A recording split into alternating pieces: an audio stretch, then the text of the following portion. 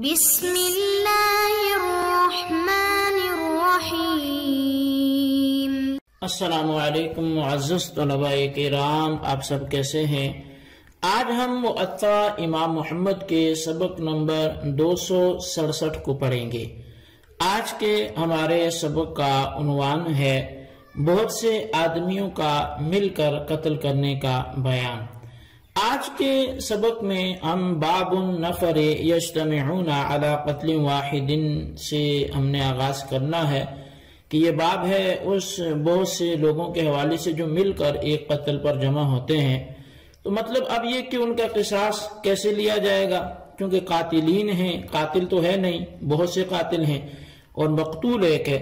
تو اس حوالے سے ہم آج کے سبق میں گفتگو کریں گے، حدیث پاک پڑھیں گے، امام محمد نے اس پر جو تبصرہ کیا وہ پڑھیں گے، اور پھر اس کی جو معقول وضاحت ہوگی وہ بھی سننے کی سعادت حاصل کریں گے۔ تو بہرحال حدیث پاک لکھتے ہیں جی امام محمد رحمۃ اللہ علیہ، آپ لکھتے ہیں کہ اخبرنا مالک اخبرنا یحیی بن سعید عن سعید بن المسیب ان عمر بن الخطاب قتل نفرا 5 أو 7 برجل فقتلوه قتل غيلة وقال لو تمالأ عليه أهل صنعاء قتلتهم به۔ امام محمد رحمۃ اللہ علیہ آپ بیان کرتے ہیں کہ ہمیں امام مالک نے خبر دی اور فرماتے ہیں کہ ہمیں یحییٰ بن سعید نے حضرت سعید بن مسیب رضی اللہ تعالیٰ عنہ سے یہ بات بتائی ہے کہ حضرت سعید بن مسیب رضی اللہ عنہ فرماتے ہیں کہ حضرت عمر بن خطاب رضی اللہ تعالیٰ عنہ نے 5 یا 7 آدمیوں کو قتل کر دیا، اور یہ وہ تھے کہ جنہوں نے دھوکے سے ایک شخص کو قتل کیا تھا، اور فرمایا اگر تمام اہل صنعاء اس کے قتل میں شریک ہوتے تو میں اس کے بدلے میں سب کو قتل کر دیتا۔ قال محمد وبهذا نأخذ ان قتل 7 او اکثر من ذلك رجلا۔ فرمایا کہ امام محمد رحمۃ اللہ علیہ فرماتے ہیں کہ ہم اسی سے استدلال کرتے ہیں، ہمارا اسی پر عمل ہے کہ اگر 7 یا اس سے بھی زیادہ آدمی کسی ایک بندے کو قتل کر دیتے ہیں عمدن جان بوجھ کر، اور قتل غیلۃ او غیر غیلۃ ضربوه باسیافهم حتى قتلوه قتلوا به كلهم وهو قول ابی حنیفہ والعامة من فقهائنا رحمهم اللہ تعالی۔ فرمایا کہ سارے وہ جو 7 آدمی یا 5 آدمی ایک آدمی کو دھوکے سے یا بغیر دھوکے کے جان بوجھ کر جب اپنی تلواروں سے قتل کر دیں تو ان سب کو اس کے بدلے میں قتل کر دیا جائے گا۔ امام اعظم امام ابو حنیفہ اور ہمارے عام فقہاء کرام کا بھی یہی قول ہے۔ اب حضرت عمر بن خطاب رضی اللہ تعالیٰ عنہ نے آپ نے حدیث پڑھی کہ 5 یا 7 اشخاص کو ایک آدمی کے قتل کرنے کے بدلے میں قتل کرایا، جسے امام محمد نے اپنا امام اعظم کا اور دیگر عام فقہاء کرام کا مسلک بھی قرار دیا۔ اس واقعے کی جو تفصیل ہے وہ مصنف عبدالرزاق میں مذکور ہے، اور روایت کچھ یوں ہے کہ عبداللہ بن عبید اللہ بن ابی ملیکہ یہ بیان کرتے ہیں کہ یمن کی ایک عورت کے 6 آشنا تھے۔ اس نے ان سب کو کہا کہ جب تک تم میرے شوہر کے بیٹے کو قتل نہ کرو گے اس وقت تک تم مجھ سے کوئی فائدہ نہیں اٹھا سکتے۔ انہوں نے کہا کہ اسے پھر ہمارے لیے روک رکھو۔ اس عورت نے روک رکھا، اور ان سب نے اس عورت کے پاس اس لڑکے کو قتل کر دیا۔ قتل کرنے کے بعد اس کی جو لاش تھی وہ ایک کنویں میں ڈال دی۔ اچھا، جب لاش پر مکھیاں آنے جانے لگی تو لوگوں کو اس کے بارے میں مرنے کا علم ہوا، اسے کنویں سے نکالا گیا، اور بعد میں ان قاتلوں نے اسے قتل کرنے کا اقرار بھی کر لیا۔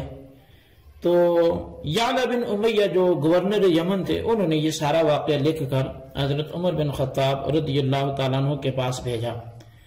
آپ نے جواب بھیجا کہ اس عورت سمیت 7 آدمیوں کو قتل کر دیا جائے، اور پھر مزید لکھا کہ اگر صنعاء کے، کیونکہ یہ یمن کا شہر ہے، کہ صنعاء کے تمام باشندے اس ایک آدمی کے قتل میں شریک ہوتے تب بھی سب کو اس کے بدلے میں قتل کر دیا جاتا۔ اب یہاں پر صاحب مصنف عبدالرزاق نے مزید یہ لکھا کہ اس واقعہ کا ایک عینی شاہد وہ زیاد بن جبل تھا۔ اس نے بیان کیا کہ صنعاء میں ایک عورت تھی جس کا ایک بیٹا خاوند کی پہلی بیوی سے تھا۔ خاوند کہیں دور چلا گیا، بچہ اس عورت کے پاس تھا۔ اس عورت کے بہت سے یار تھے۔ ایک مرتبہ اس نے اپنے آشناؤں سے کہا کہ یہ بچہ ہمیں رسوا کرے گا، لہٰذا اس کے بارے میں سوچو۔ انہوں نے قتل کرنے کا فیصلہ کر کے اسے قتل کر دیا اور اسے بعد میں کنویں میں ڈال دیا گیا۔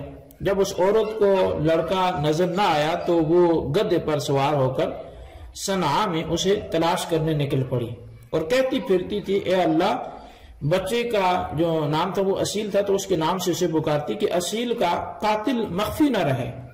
تو صنعاء کے گورنر حضرت یعلا نے خطبہ دیا اور لوگوں کو کہا کہ اس کے بچے کا سراغ لگایا جائے۔ اس کے چند دن بعد ایک آدمی کا اس کنویں کے پاس سے گزر ہوا، دیکھا کہ سبز رنگ کی مکھیاں کنویں میں آ جا رہی ہیں۔ اس نے کنویں میں نظر ڈالی تو اسے بہت وہ بدبو محسوس ہوئی۔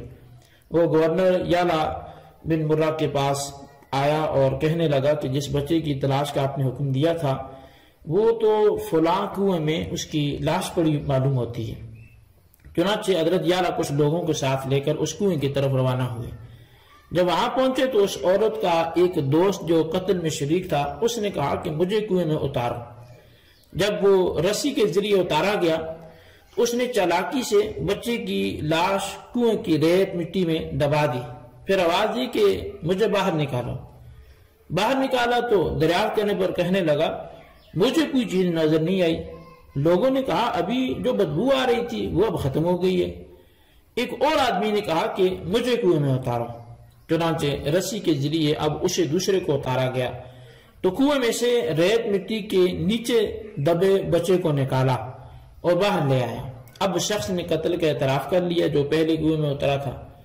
اس کی نشاندہی پر پھر اس عورت اور اس کے دوسرے آشناؤں یاروں نے بھی قتل کرنے کا اعتراف کر لیا۔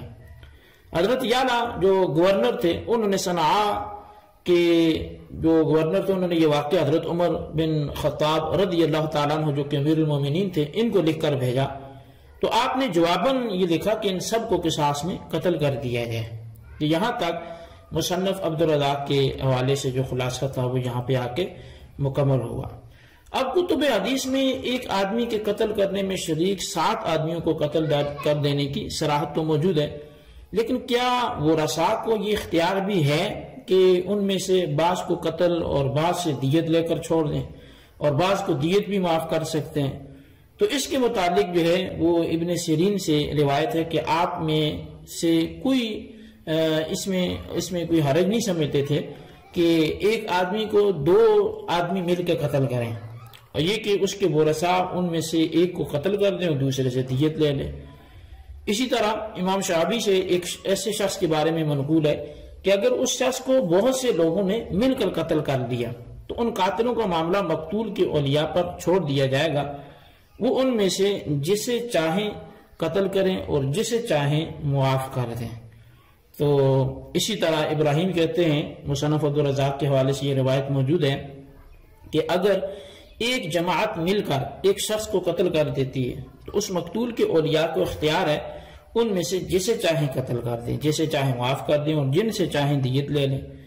تو قتل کے بجائے معاف کر دینا یا دیت لینے پر مقتول کے اولیاء کی مرضی جو ہے یہ اس پر موقوف ہے کہ اب وہ چاہتے کیا ہے، یعنی معاف کر دینا ہے یا دیت لینا ہے، یہ مقتول کے جو اولیاء ہیں ان کی مرضی پر موقوف ہے کہ مقتول کے تمام ورثاء اس پر متفق ہو جائیں، اور اگر ان میں بھی اختلاف ہے، مثلا 7 آدمیوں نے کسی کو قتل کر دیا تو اب مقتول کے اولیاء 6 پر متفق ہے کہ ان سے قصاص لیا جائے، لیکن ایک یعنی 7ویں کے بارے میں کچھ قصاص کا مطالبہ کرتے ہیں اور دوسرے دیت کا یا معاف کرنے کی بات کرتے ہیں، تو اس صورت میں قصاص تو ختم ہو جائے گا کیونکہ کسی کی جان کی تقسیم نہیں ہوا کرتی، لہذا جس نے معاف کر دیا اسے حصہ نہیں ملے گا اور باقی وہ ورثاء دولت تقسیم کر لیں گے۔ اور اس کے حوالے سے بھی مصنف عبدالرزاق میں روایت موجود ہے کہ ابن جریج جو ہیں وہ حضرت عطا سے روایت کرتے ہیں کہ انہوں نے فرمایا جب مقتول کے ورثاء میں سے بعض قاتلوں میں سے کسی کو معاف کر دیتے ہیں تو چاہیے کہ دوسرے بھی اسے معاف کر دیں۔ اسی طرح کتاب الاسار میں امام محمد رحمۃ اللہ علیہ آپ بیان کرتے ہیں کہ امام اعظم امام ابو حنیفہ رضی اللہ تعالیٰ عنہ نے ہمیں حماد سے اور وہ ابراہیم سے روایت کر کے خبر دی کہ حضرت عمر بن خطاب رضی اللہ عنہ کے پاس ایک آدمی کو لایا گیا جس نے جان بوجھ کر قتل کیا تھا۔ آپ نے اسے قتل کرنے کا حکم صادر فرمایا، تو پس مقتول کے بعض اولیاء نے اسے معاف کر دیا، تو آپ نے پھر بھی اسے قتل کرنے کا ہی حکم ارشاد فرمایا۔ اس پر حضرت عبداللہ بن مسعود رضی اللہ عنہما نے کہا کہ اس کی جان سب اولیاء مقتول کی تھی، پس جب ان میں سے بعض نے معاف کر دیا تو اس کی جان بچ گئی ہے، لہٰذا اب کسی وارث کو حق نہیں پہنچتا کہ وہ اس معاف کرنے والے کے حق کو لیں۔